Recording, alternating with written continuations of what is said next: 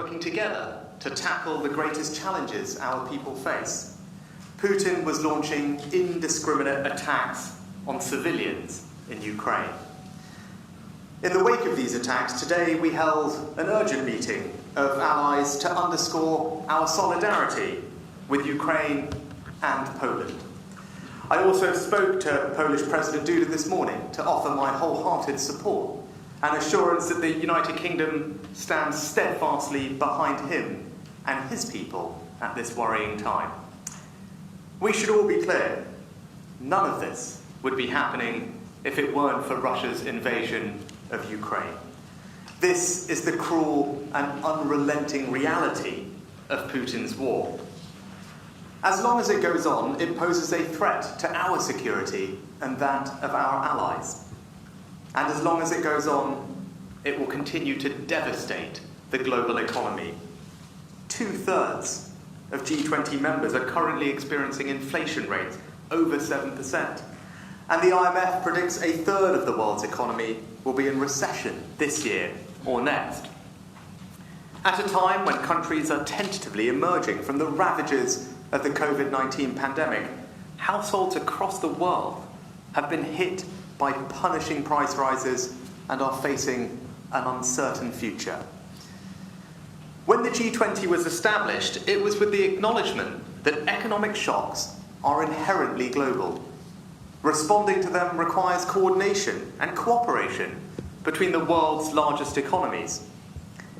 We have come together over the years, despite our political differences, in recognition of the economic importance of this forum. But this year in particular, as last night's events laid bare, the challenges we face are utterly political. The persistent threat to our security and global economic asphyxiation has been driven by the actions of the one man unwilling to be at this summit, Vladimir Putin. There is not a single person in the world who hasn't felt the impact of Putin's war. Global food markets have been severely disrupted by his attempts to choke off Ukrainian grain supply. There has been an 8-fold increase in global energy prices thanks to Russia turning off their gas taps. And the economic aftershocks of Putin's casual disregard for human life will ripple around the world for years to come. But in Indonesia this week, the rest of the G20 have refused to let Russia's grandstanding and hollow excuse-making undermine this important opportunity to make life easier for our people. Economic stability and confidence are at the heart of the government's agenda. That means being a constructive and reliable member to the international community, using our influence to help keep global prices down and create the conditions that will help the United Kingdom and other global economies return to growth. At this summit, G20 partners have come together to strengthen our international economic foundations, making ambitious commitments to help the most vulnerable, reduce global reliance on Russian fossil fuels in favour of greener, more secure alternatives, and drive a better future where no country has the power to devastate the global economy. I'd like to thank the Indonesian President Jokowi for the role he has played in hosting these discussions and leading the G20 at this challenging time. Tomorrow, the Chancellor will build on these international foundations when he makes the autumn statement, outlining his plan to get the country on a positive trajectory, put the public finances on the right footing, and get debt falling. By promoting free markets, forging strong international relationships, and prioritising our stability and security, we will build a global platform for the United Kingdom to thrive, giving the people of our country the certainty that they need. Thank you. We'll take some questions from the press, I think starting with Chris from the BBC. Chris, over to you. Thank you, Prime Minister. Chris Mason, BBC News.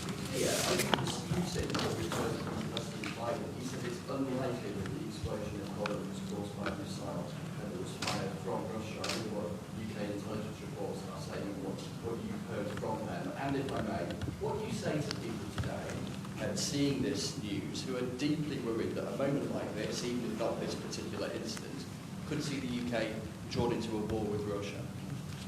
Thank you, Chris. Well, this is something that we discussed this morning at our meeting of allies, and I think what we all agreed this morning was that it was important for our teams to establish the facts, and that is exactly what is happening as we speak. There are teams on the ground involving not just the Poles, but also the Ukrainians, Americans, and others. I think all of us want to get to the bottom of what happened, and it's right that we let that process conclude. But to your second point, and taking a step back, the reason we're even having this conversation is because yesterday Russia rained down over 80 missile strikes on the Ukrainians, on civilian infrastructure, electricity, water, and such like. That's why we're having this conversation, and we can't lose sight of that fact. But we will get to the bottom of what happened, and that's what the teams are doing as we speak.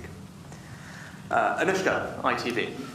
Prime Minister, when you were woken up at 5 a.m. this morning and told about this mishap getting as far as Poland, did it bring home to you how quickly this war could escalate? Yeah, that's why one of the first things I did this morning after receiving the news was to call President Duda of Poland. Poland is a staunch ally of the United Kingdom, and I wanted to give him my personal reassurance and commitment that we stand steadfast with him and his people at this time.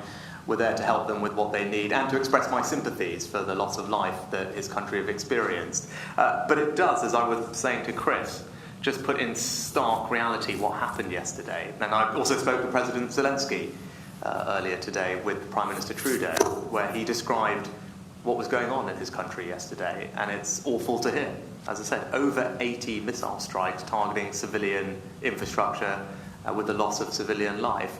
That's what's happening, and by the way, that was happening at a time when the G20 was gathered trying to find resolution to some of the world's challenges, and at the same time Putin was raining down indiscriminately that volume of missile attacks. I think it shows utter contempt